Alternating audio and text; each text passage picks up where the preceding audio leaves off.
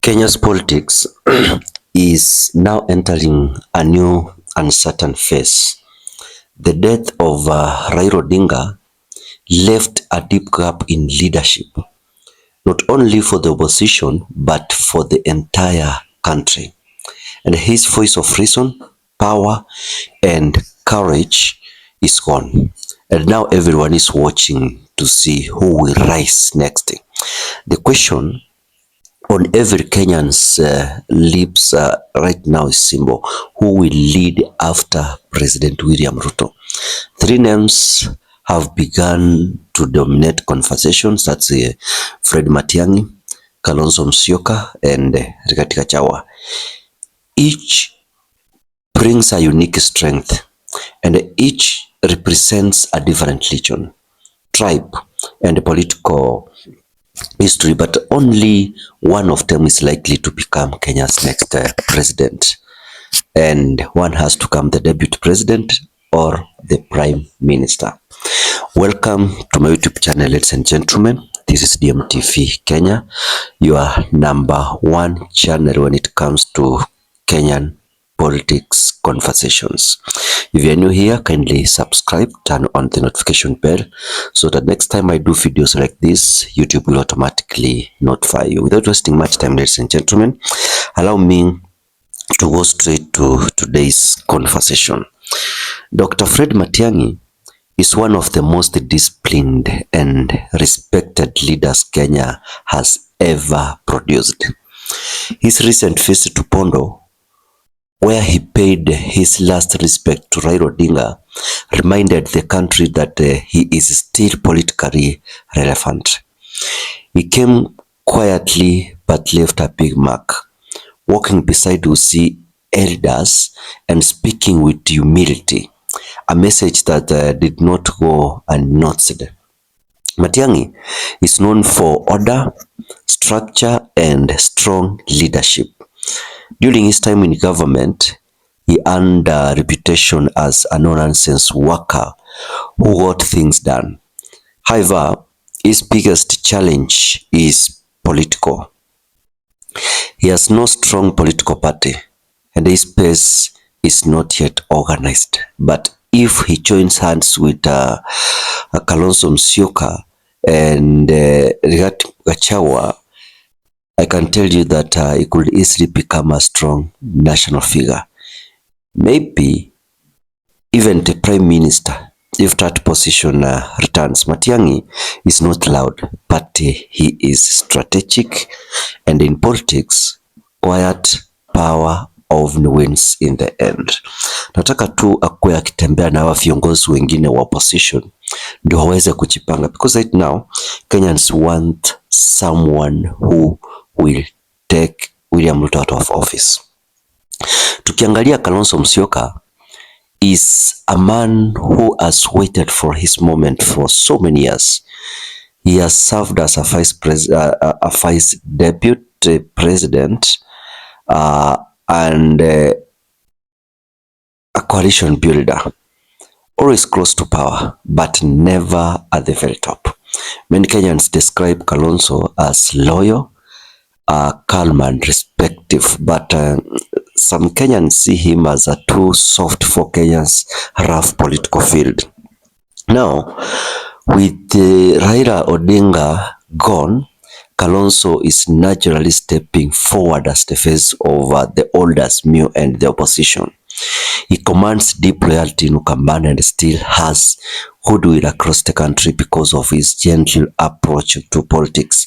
But his biggest challenge is to bring together the power of low base that Raila left behind and match it with his own. If he succeeds, ladies and gentlemen, he could easily challenge President Ruto in 2027. Kalonzo's best shot is to lead a coalition built on unity, respect and history.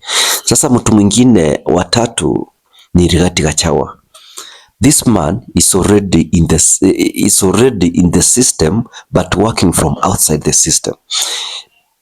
I mean, he was the deputy president, he was impeached, he's working from outside, but he knows everything that it is happening in the government. He represents himself as a defender of the common man and a protector of his region. But behind the scenes, his relationship with the President Ruto iliisha kitambo, lakini kuna wandani wake wanampea yale yanatendeka ndani ya serikali kila siku. Sasa akiendelea kusukuma serikali venye anaendelea na chama yake mpya, is likely to defeat Ruto in Mount Kenya, and you know very well that this is a region that gave Ruto the victory. Looking ahead to the next election, the political chessboard is slowly taking shape. President Ruto will likely defend his seat, but he needs strong alliances to stay stable. Kalonzo could emerge as the main challenger if he unites the old Azimio side and brings back the energy that Raila once commanded. Matiang'I could rise as a reformist prime minister or a vice president, a man of order in a noisy political space. And Rigathi pia ataleta nguvu, support, opposition, and this is going to make a powerful coalition that will challenge President Ruto in 2027.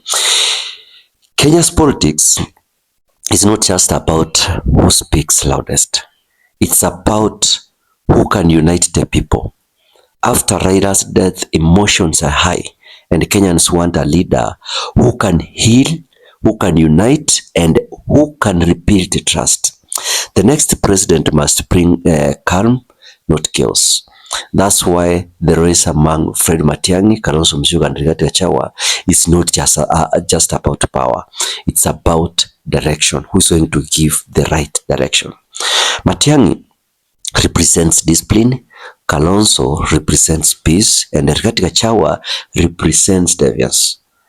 Each is watching that closely how they're working, waiting for the right moment to move. Kenya is entering a new season of alliances, betrayals, and surprises. And this time, the future may depend on who plays the game smart, not loud. So, ladies and gentlemen, who will lead after President Ruto? That's the question. The answer depends on how Kenya evolves in the next 2 years. If unity wins, Kalonzo will rise. If reform wins, Matiang'I will lead. And if loyalty wins, Rigathi will survive. But one thing is for sure. The spirit of Raila Odinga still controls Kenya's political heartbeat. Even in death, Baba remains the invisible force shaping every alliance and every ambition. Siasa ya Kenya ni kama mchezo wa draft. Mchezaji bora ni yule anayejua kusubiri wakati wake. Thank you for watching this up to the end, ladies and gentlemen. Kindly, if you are for Kalonzo, comment for unity. If you are for Matiang'I, for discipline. And if you are for Rigathi, comment loyalty. And don't forget to subscribe to DMTV Kenya, where I'll tell you politics the way it is. Truth, politics, and power is what I like. Thank you and goodbye.